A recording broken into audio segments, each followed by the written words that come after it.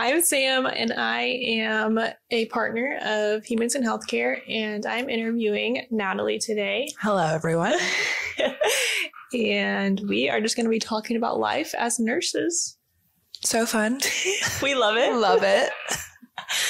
Natalie, tell me where you're from, what hospital you work at, and how long you've been a nurse. I am from Oklahoma City, Oklahoma. I have been a nurse for almost a year, and I currently work at Mercy in their labor and delivery / postpartum unit.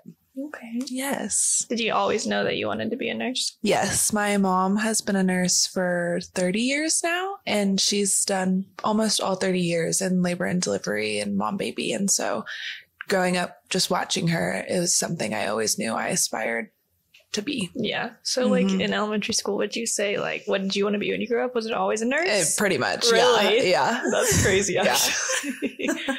Most people don't know at that age what they want to do. I want to be like a firefighter. Yeah. Or like, I want to be a doctor. And I was like, no, I'm going to be a nurse. Well, good for you. I went into college declaring nursing as my, college degree and what I wanted to pursue. And most people coming into college don't really know what they want to do, or they declare and then, they change it 3 times by their sophomore year. You just stayed on track. Yep. As hard as it was. For people who don't know, me and Natalie were roommates last year. Yes. And we were finishing out our senior year of nursing school together, actually in this house that you're seeing right now. Yes. And so we went through studying for the NCLEX together.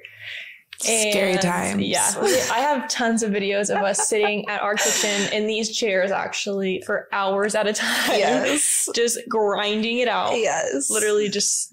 I think even one time, me and Sam and our other roommate, we set up a time lapse in the kitchen that watched all of us. And it was probably a 3-hour time lapse. And it also prevented us from getting on our phones because I remember that. That was so nice. The time lapse. And at the end of the day, the time lapse was like 30 seconds long over a 3-hour period. But it's so funny to like watch us grind out like on the bar right here. And it's just like crazy to think about. And it was me, Natalie, and then one other girl who was also in her senior year, and we were all studying for the NCLEX at the same time. And which was so beneficial to have people that I loved with studying for the exact same test. If you are in nursing school, I think one of the things that helped me the most is studying with other people. Agreed. So like we never studied the same thing. No. I think we made it a point not to like, oh, I'm doing, adult today and you're doing peds, but we never like studied at the same time or did anything like that. But like say we came to a point of closing of studying, we would then say, hey, let's just talk through it a little bit. And like I think we all that really studied our own way, and then at the end of the day we would just come together and we would just bang out like 300 questions on the TV. Like, we did airplay on this TV. We would like airplay to the TV or computer, pull up a Quizlet and just start quizzing ourselves and making a joke out of it because at the end of the day we were just exhausted. We were just like, we gotta finish strong. And so we would quiz each other and help each other, and one of us would always be able to explain something that the others didn't, and it was just very nice because our brains collectively were able to fully just grasp everything for each other. And we made like little sayings for things. To remember. Oh my gosh. If I could only remember how I know. They were insane. It was like acronyms or just like sentences that only we would get. Yes. Like if I said that to someone else, like on the street, they'd be like, huh? What are you saying? Yeah. Or even just other nursing students. Like they'd probably be confused because they only made sense to us because it was like an inside joke of something that would remind us, med interactions or, protocols, stuff like that. So super fun. What are some stories that your mom told you growing up that you would like think back on now and say, wow, like that made me want to be who I am today? Let me think. So once I was old enough to kind of understand, medical terminology, what certain things mean, when my mom was talking to me about stories from work, she told me this one story that really changed my perspective on like what she truly does as a human being. It's not just a job. It's truly is saving people's lives in their most vulnerable moments in life. Because people think, oh, labor and delivery, mom, baby, it must be so exciting, so happy, fun times, you know, no one's crying, everyone's laughing and having a great time. And they're happy tears if you're crying. And that's not always the case. And my mom had this patient a few years ago that it was a perfect pregnancy. Like they were expecting an easy delivery, and things went south very quickly. And her patient ended up having what's called a prolapsed cord. And so the umbilical cord, what that means, if you don't know, is came out before the baby did. And it's really scary situation, and it's an emergency because then your contractions in your body are now cutting off circulation to your baby. And it's like a life or death type moment. And so the only thing you can do in that moment, and this is what you even learned in nursing school, so don't be alarmed when I say this, but she ended up having to stick her entire hand into this mom to push the cord back into her uterus and push this baby back up into her uterus. And they had to roll with this mom back to the OR very, very quickly. And it was an emergency C-section. You know, they put her under general anesthesia. They had to cut that baby out so fast. And my mom's hand had to stay in this other mom until that baby was out in order to keep supplying oxygen to this new human that was about to enter this world. And when she told me that story, I was just like, that is just so crazy that, you know, you were able to, you know, save that baby's life in that way, you know. And I'm sure that mom was probably so scared. And my mom told me after, like, you know, she expected nothing from this lady, not even a thank you, you know, but this lady was just, you know, when she came to and she was with their baby and my mom came back in, you know, a few days after her recovery, she was just eternally grateful for what my mom had done. And my mom was like, I would have done it for anybody, you know, it's my job. It's what I'm supposed to do. And so it's just stories like that where things can turn south so fast, no matter like how perfect you thought it was going to be. Nobody's birth plan ends up actually working out. And so just know that there's people out there like my mom who without hesitation knew that it was going to be a very scary situation, that she was going to be stuck in this position with this vulnerable woman for more than anybody should be, you know? It's just crazy to think about. So stuff you read about. Yeah, it is stuff you read about. And you hear about in nursing school. Yeah. For people who don't know, her hands were literally inside this mom while they were cutting, doing a C-section. And so if you really think about it, with your hand inside this woman's almost uterus. Yeah. It basically, and they're cutting into the uterus at the same time. I've actually seen this in the OR before, and it was one of the things I'll never forget either. And it sticks with you. They are using a scalpel and cutting. They could easily have cut my mom's hand. And they don't know where your hand is. Yeah. They have no possible way of knowing. And they're not really, like, that's not the number one thing on their mind. Their number one thing right now is getting this baby out. Yeah. And of course, protect mom at all costs. But the last thing on their mind is protecting this nurse's hand. And they want to go as fast as possible, too. Exactly. So they're not using, it's not like a routine C-section where, you know, everything is prepped and cleaned and mom's prepared and, you know, she's able to talk and laugh and, you know, experience the beautiful birth of her child. Like this was a very traumatizing experience. Like mom was put under general anesthesia. They do what's called a splash. And instead of like scrubbing like they do with iodine or betadine or whatever it is, they literally take this bucket of betadine or iodine and they just throw it onto this belly. And then like no table is prepped.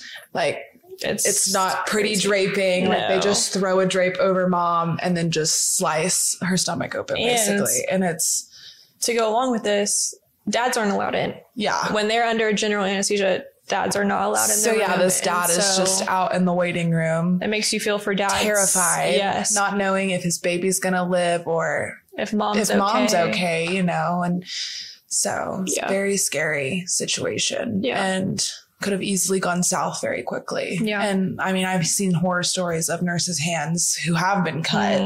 And it's scary for the mom too, because now you have blood mixing with a patient and yourself. And not only could you contract something from your patient, but your patient could contract something from you, you know.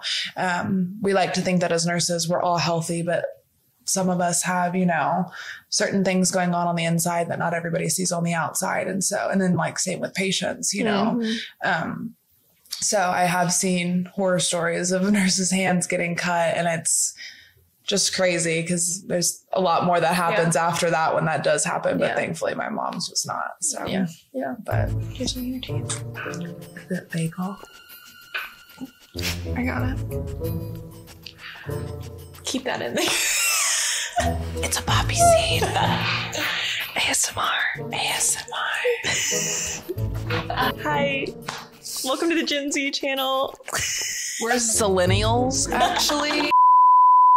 And now back to your regularly scheduled program. So moms are doing a more non-traditional way. Air quotes non-traditional way, because what is traditional? Truth. Actually, if we're talking about traditional, back in the olden days, they didn't have anything. Correct. So that's actually, we're rooting back to our original form. Yes. So I just wanted to get your take on like people who come in with strict birth plans. Or people come in with certain things of maybe them not wanting to get Hep B, or, you know, how do we go about these new ideations, so to say? Yeah, we've been seeing that a lot lately. And then with this new building that Mercy is building here in Oklahoma City, the Love's Family Women's Center, we're going to see a lot more because we have this new low intervention birthing center downstairs where there is no doctors. It's midwives only. And which is very interesting. Yes, it is very interesting. There's a lot of different opinions on it. I don't really think I can truly have an opinion on it until we really see how it's going to work, because it's kind of still up in the air. Very up in the air. It's very new. It's very like innovative. And it's definitely going to take a lot of work. And I think there's going to be some scary situations that happen because, you know, your pregnancy can be completely perfect, no problems at all. And even your delivery could be perfect. And then it's, you know, scary things can still happen after the baby's born to baby or you. You know, I've seen it one too many times. In postpartum, babies will be fine for 12 hours and then we'll be rushing them down to the NICU because they're just not thriving outside of the womb, and that's okay. And then same with mom. Most people do hemorrhage usually directly following their delivery. But in my case, I had that one mom, it was 6, 7, 8 hours after she delivered, you know, and if that would have been somebody who had gone home, she would have easily bled out and died. Plain and simple. Who knows if she would have gone to the ER, if she would have just thought it was normal postpartum bleeding and expected, you know. You would like to think that these moms have done their research to know something's wrong to come back, but sometimes they don't, and they try and fix it themselves with their midwife at home. And that's great if you can fix it. But in this mom's case, the bleeding didn't stop. We had to give multiple units of blood. We were giving TXA, Methogen, like 3 rounds of Cytotec, and this mom was just not stopping, you know, and she was passing in and out of consciousness. And it's a very scary situation to think about. And for sure. I fully support these moms' decisions in the fact that, you know, they don't want an epidural, they don't want an IV, they don't want to give their baby these vaccines. For sure. It is your body, it is your choice what you are going to do with it. And I will fully support whatever you want to do with your body. For sure. And the way you want to raise your children and all of that. But, I just think they should definitely probably consider, you know, still keeping these vaginal deliveries for a day, 24 hours, just because I think we're going to learn some really hard lessons in the near future. I can see that happening. Yeah. For sure. Yeah. Can't imagine. Yeah. Yeah. I mean, for people who don't know, I work in a pediatric clinic.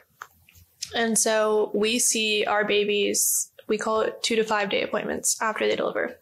So we see moms and babies that are 2 to 5 days out from having this baby. And I've seen moms and I've seen babies who should not have been discharged. Correct. And I see babies who are severely jaundiced. I see babies who are severely jaundiced almost every baby I was about to say, because a lot of things happen when moms go home. And a lot of things happen where some moms, first of all, aren't comfortable with going home and do not have the support system that they need. And I'm so big on support systems when it comes to moms and babies and newborns, is because you can't do it by yourself, no matter how hard you try, because you can't breastfeed. Yeah. You're exhausted. Once you're exhausted, it's not safe for baby, you know, to do anything. So I think with them leaving in shorter time, what's going to happen is that we're going to see more moms on my end come in and have all of these issues that we can't necessarily fix outpatient. Yeah. That should have been fixed exactly in an inpatient setting. And not to mention feedings, and there's so much education that goes in to being a nurse. And if you don't get that time to give them that education, then there's nothing you can really do. I mean, I always thought of nurses as part-time teachers, part-time caretakers, because they're going to remember. Education is so huge, especially in like the postpartum, post-care world, because that's the rest of their lives that they're about to be educated on, you know, especially if you're a first time mom. Yeah. And so not to mention labor and delivery, but every specialty. I mean, ICU even, like, you're going to remember what those nurses said to you when you left versus anything that you heard in between. Correct. Because there's so much going on. There's so much, you know, learning that you're doing already by yourself without anyone telling you. But when you go home, it's, oh, what did that nurse tell me at this time? Yeah. Or show me, you know what I'm saying? Anything like that. So yeah, I think that's big on hospital stays, especially after birth. Just make sure you have someone with you that is listening, or record it even. Yeah. I've had dads record me doing certain things for baby. Like, there's so many things that go into education. Or just and nursing. Really, if you're not going to listen to us, just please seek out good information and educate yourselves and reliable information, because I've had quite a few patients that, you know, they don't want to hear anything you have to say, and that's fine. I shut up and I do my job and I take care of them the exact same way I would somebody who wants to hear all the information, you know, but please just educate yourself and don't be negligent in your care and your baby's care, or whatever care it is coming out of the hospital. So that's my take. I think with new moms, first time moms, I do see an increase of people doing their research, which is good. I've seen a very uptake of moms asking questions that are great questions and doing their research and having this, you know, printed out beautiful, you know, birth plan of the different colors and the highlighted areas. But I think on the opposite side of that, if you do have this detailed birth plan, is to know that there is always what ifs. Yeah. And I think there should be a plan for those what ifs too. I mean, if you really want a vaginal birth, but sometimes you do end up in a section, how are we going to take that and maybe kind of prepare for that in the back of your mind? And how are we going to make that an experience that you're going to look back on and not regret? And know that you did the right thing. Exactly. And of course, everybody wants to deliver vaginally. Like no one comes in for their first baby ever wanting to end up in a C-section. If they've attempted labor, you know, sometimes your first is a planned C-section because your baby might be breached. So you knew going into it, having a C-section, can't even try labor, cool with it. Here's my birth plan. Yeah. You know, but a lot of these moms get really upset when we have to tell them like, hey, you've been at this for 3 hours. Like baby's not looking too good. You're exhausted. And it's something as simple as that. Like, it's just, baby's just not wanting to come out, or mom's body has finally just said, hey, like this is enough, you know, and not to say that her body's giving up on her, but like, labor's hard. Like, you're pushing a full human out of you. And sometimes your bodies just don't want to work with you. And as much as your mind wants to do it, your body just says, I can't right now, you know, and that's okay. And these moms end up rolling back for a C-section, and you see the bed roll by and they're just crying. And I totally get it. It's a very upsetting experience when it doesn't go the way you hoped for. And now you're going to have to recover from a surgery. It's a big deal. Yeah. But just to know that your number one importance is just the safety of you and your baby. And if we're telling you this needs to happen, it's for a reason. We're not just trying to if we could have every baby delivered vaginally, we would, because that's one less trauma that you have to experience of having to recover major from major abdominal surgery. Like, and there just poses way more risks. Yeah. With a C-section, like risk of infection, your blood loss is greater, just multiple things that can occur, that can be avoided with vaginal deliveries. But yeah, my advice for these moms that when your birth plan doesn't go the way that you had hoped for, just know that what's important is that your baby comes out safe and you're safe after the fact and during the fact of your because labor. We've seen it go the opposite way. Yeah. And so it's very important to realize that. One, you're even lucky to be pregnant, not saying that in a hostile way, because we've seen, you know, moms who have tried and cannot. And or come in with an IUFD. Exactly. Yes. There's no heartbeat. Yes. Stillbirths. I mean, we've seen it all. And you really, I mean, these days you are so lucky to even birth. I mean, a well child, you know what I'm saying? Like, agreed. Like, we should just be happy and excited that we get to bring a baby into this and world. I know that's easier to say, but moms are as lucky for sure. It's a good way to like think about it and be grateful for what you do have. For sure. It is easier on our side to see because we have seen those stillbirths and those IUFDs and these moms, you know, that are families that are just crushed. But in the grand scheme of things, to be able to have a baby, birth a baby, for that baby to be healthy is very, I don't know. I mean, I would go as far as saying not common. Yeah. Like, I mean, I don't know. But perfect deliveries and perfect babies don't usually exist. No. So when they do happen, don't take it for granted. Yeah, you're never going to have everything you planned on. Exactly. But leave comments down below if you had a positive or negative birth. Yes. Because we want to see it. We love to know your birth stories. We want to hear all of them, good and the bad. They're all good though, because you had a baby. So, and they're so cute and squishy. And they're so cute and squishy. The skinny ones are cute and the fat ones are cute. We love everyone. I know certain nurses will have their favorites and they're like, I only like the chunky ones. The skinny ones scare me, but I don't know. All right. I have one more question for us, for you. So Natalie is getting married in May. So how many months? 2 months? It's like 75 days. I'm scared. She's getting married. Not to marry my fiance, just that I'm going to look like an idiot.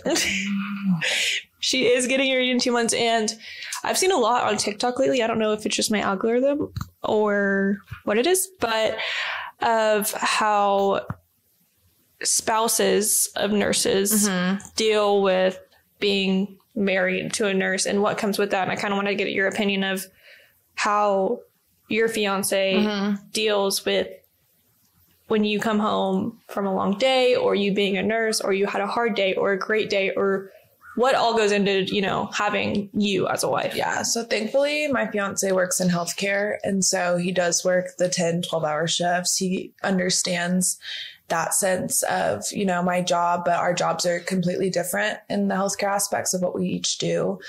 He also works days and I work nights as of right now. And so which is crazy. Yeah. So there's some weeks that, like, for this week, for instance, I didn't see him for like 3.5 days, even though we sleep in the same bed, we live in the same house, you know, and it's just one of those weeks where didn't end up seeing him until my third shift was done, you know, and I leave for work before he even gets home. And so we don't see each other like in passing, you know.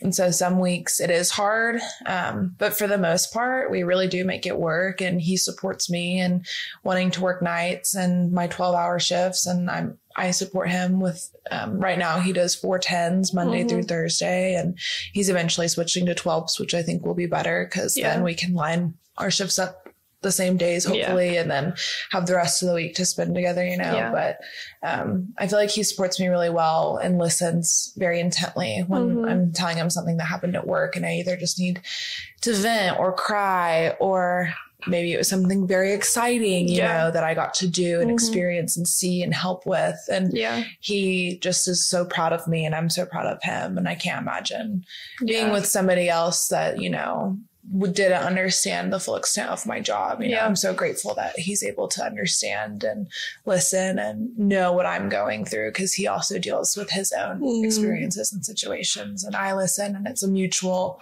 you know. Why are my eyes watering right now? A mutual experience with each other. I don't know why that got to me weirdly. But yeah, I think it's so important for, even if your significant other partner doesn't, you know, work in healthcare, for them to at least try to understand is a big word. It's like, you know, if you work in construction and you're married to a nurse, I mean, you're not going to completely different. If I talk about this person having hypertension and me giving, you know, labetalol, you know, you're just going to sit there and you're going to think I'm speaking Spanish or, you know, whatever. But if you can just sit there and look at me and nod and, you know, just be I'm not expecting you to understand what I'm saying. Yeah. And I hope you would understand too that I'm probably not going to sit there and explain it to you, because it's just kind of one more thing to add on if you've had a hard day, you know.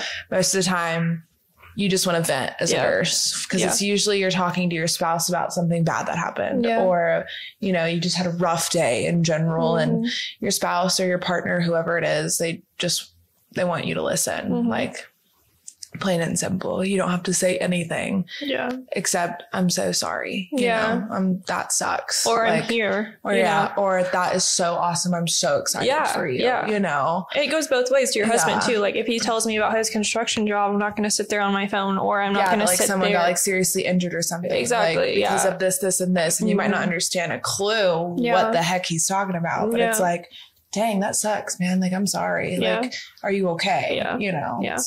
So if your partner's in healthcare, please be understanding and just listen and be patient. And conscious of what you're saying. Because I know way too many people that they're just like, oh, well, that's not that bad, you know? And it's like, or that doesn't seem like it was that hard. And it's just like, keep your opinions to yourself. Keep your opinion to yourself. Just say, I'm sorry. That sucks. Can I do anything for it? Exactly. And normally we'll usually say, no, I just needed a vent. You know, it's not like I'm going to say, yes, can we go to Disney World? Like, that's just, no. Like, yes, I want to be a housewife and a stay-at-home mom. I will say that probably. If it was that bad of a day, I'd say I want to be a dog mom, stay home, and never work again a day in my life. No, I can't leave the babies. I love them too much. Well, I appreciate you coming and talking with me. Yeah, of course. And I love you. Anytime. I love you too. And if you want more content, let us know. We're very entertaining. So subscribe. We're going to bring more people on, and we're going to turn these healthcare workers into humans, as they already are, but more people need to know about. And we're not superheroes. We're just people. Thanks for watching. We'll see you next time. Make sure to like and subscribe, and cheers. Cheers.